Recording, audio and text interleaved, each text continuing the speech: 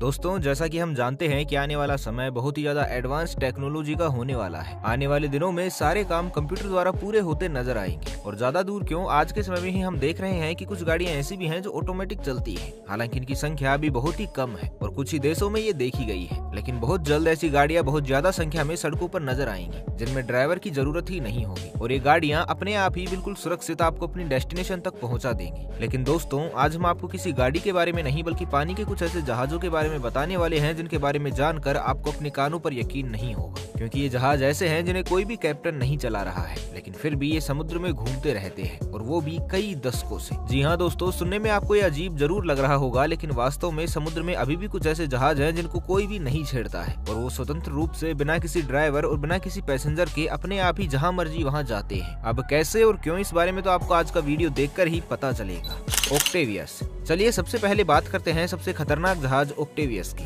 ये एक ट्रेडिंग जहाज था जो कि सन 1761 में चीन से लंदन जाने के लिए निकला था, लेकिन अफसोस कि ये जहाज कभी लंदन पहुंच ही नहीं पाया, बल्कि बीच समुद्र में ही पता नहीं कहां ये जहाज गायब हो गया। जहाज के कैप्टन से जब कंट्रोल रूम की बात हुई थी तो कैप्टन की बातचीत से यही पता लगा था कि जहाज किसी बड़ी मुसीबत में फंसा हुआ है, लेकिन उस जहाज का कैप्टन बहुत ही ज्यादा हिम्मत वाला और साहसी व्यक्ति था। जहाज के कैप्टन ने पूरे आत्मविश्वास के साथ ही कहा था कि इस रास्ते में चाहे जितनी भी बड़ी मुसीबत क्यों न आए, मैं जहाज को हर कीमत पर सुरक्षित बचा लूंगा। और फिर कैप्टन ने नॉर्थ वेस्ट पैसेज का रास्ता चुना। समुद्री दुनिया के अनुभवी जानकार यही बताते हैं कि इस रास्ते पर आज तक जितने भी जहाज गए वो कभी भी वापस नहीं आए हैं और इस जहाज का कैप्टन भी इस बात से अच्छी तरह से परिचित था, लेकिन फिर भी उसे अपने आप पर कुछ ज्यादा ही विश्वास था और इसी आत्मविश्वास के चलते वो जहाज को इसी खौफनाक रास्ते पर ले गए और फिर वही हुआ जिसकी संभावना थी। रास्ते में इस जहाज के साथ भी वही खौफनाक घटना घटित हुई। नॉर्थ वेस्ट रास्ते पर जाने की खबर तो कंट्रोल रूम को थी, लेकिन उसके बाद जहाज उस रास्ते पर कहाँ गायब हुआ इस बारे में कुछ पता नहीं चला। अब आपको लग रहा होगा कि कहानी यही खत्म हो गई होगी, लेकिन इस जहाज का किस्सा अभी बाकी है। इस घटना के करीब 14 साल बाद सन 1775 में समुद्री जहाज को ग्रीनलैंड के तट पर देखा गया और इस तट पर पहले से ही व्हेलिंग शिप के कर्मचारी मौजूद थे और जैसे ही उन्हें ये जहाज दिखाई दिया उन्होंने फैसला लिया कि वो इस जहाज पर जाएंगे और बदकिस्मती से ये उनके जीवन का सबसे बुरा फैसला था। वो सभी कर्मचारी जैसे ही जहाज पर चढ़कर अंदर जाते हैं तो अंदर का नजारा देखकर उन सभी के होश उड़ जाते हैं। उन्होंने देखा कि जहाज के अंदर हजारों की संख्या में लोग बर्फ में जमे पड़े हुए हैं। वहाँ पर सभी की बॉडी बर्फ में इस तरह से जमी हुई थी कि मानो उन्हें जानबूझकर बर्फ में प्रिजर्व करके रखा गया है और प्लेन के कैप्टन की बॉडी एक टेबल पर ऐसी अवस्था में मिली थी कि वो एक पैन को लिए हुए बैठे बैठे ही जम गए हो। वहाँ पर सब कुछ इतना डरावना सा महसूस हो रहा था कि इन सभी कर्मचारियों को ऐसा लगा कि वो किसी शापित जहाज पर आ गए हो। वो कर्मचारी कैप्टन की टेबल से वो डायरी उठाकर उस जहाज से फौरन भाग जाते हैं और ये जहाज रुकता नहीं बल्कि अपने समुद्री रास्ते पर आगे बढ़ता हुआ चला जाता है और उस दिन के बाद से इस जहाज को कभी भी नहीं देखा गया। लेकिन उन सभी लोगों की हालत बहुत ही ज्यादा खराब हो चुकी थी जिन्होंने जहाज के अंदर हजारों लोगों की लाशें देखी थी और हजारों की संख्या में बर्फ में जमी हुई लाशें देखकर तो वो इस डरावने सीन को जीवन भर भूल नहीं पाए होंगे, जिस वजह से ये घटना आज भी इतनी मशहूर है। कैरोल ए डियरिंग। आज तक कैरोल ए डियरिंग 20वीं सदी के सबसे चर्चित और लिखित समुद्री रहस्यों में से एक है। कैरोल ए डियरिंग आज भी एक अनसुलझा रहस्य बना हुआ है जो अब शायद ही सुलझ पाएगा। 1919 में जनवरी के महीने में इस जहाज को भी समुद्र के अन्य जहाजों की तरह ही उतारा गया था, लेकिन आज इस जहाज का नाम भूतिया जहाजों में शामिल है। क्यों,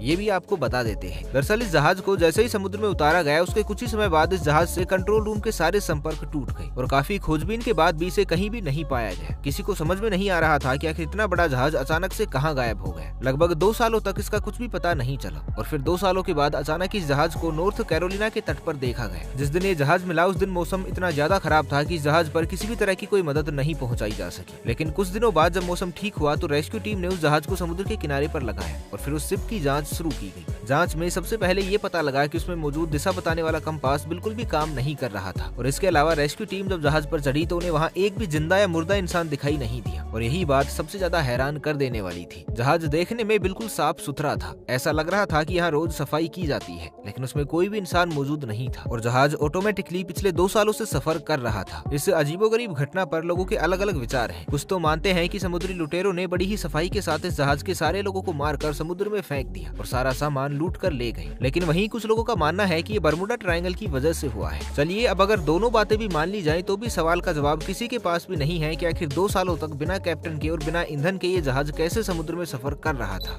MV आल्टा। MV आल्टा नाम का ये शक्तिशाली जहाज 4 दिसंबर 2014 को अलास्का के समुद्र में उतारा गया था। ये जहाज जब समुद्र तट पर ही खड़ा था तभी अचानक तेज उठने वाली तूफानी लहरों से ये टकरा गया और ये लहरें इतनी तेज थी कि मानो उन लहरों के वेग से इस जहाज में जान आ गई हो और जिन मोटी मोटी जंजीरों से इस जहाज को बांधकर बांधकर खड़ा किया गया था, उन जंजीरों को तोड़ते हुए ये जहाज अपने आप ही अलास्का के तट को छोड़कर आगे बढ़ने लगा। समुद्र तट के आगे करीब 1500 मील तक तो इस जहाज को देखा गया था, लेकिन उसके बाद ये कहाँ गायब हुआ कोई समझ नहीं पाया, क्योंकि इस जहाज में ना ही तो कोई कैप्टन था और ना ही कोई क्रू मेंबर। मतलब ये जहाज अपने आप ही समुद्र की सैर पर निकल पड़ा था। लेकिन अचानक ही 2015 में इस जहाज के रशिया की समुद्री सीमा में पहुंचने की खबर मिलती है, और क्योंकि ये जहाज कनाडा का था तो कनाडा ने तुरंत ही रशिया को एक खबर दी कि उनका जहाज रशिया की सीमा पर जा पहुंचा है और उसमें काफी अधिक मात्रा में सल्फर और डीजल मौजूद है, और रशिया ने इस जहाज को कंट्रोल में करके वापस कनाडा भेज दिया। वो तो शुक्र है कि इस जहाज से डीजल या सल्फर लीक नहीं हुआ, क्योंकि अगर ऐसा हो जाता या ये जहाज किसी पत्थर से टकरा जाता तो समुद्र में बहुत ही बड़ा ब्लास्ट हो जाता और ये बहुत ही बड़ा खतरा बन सकता था।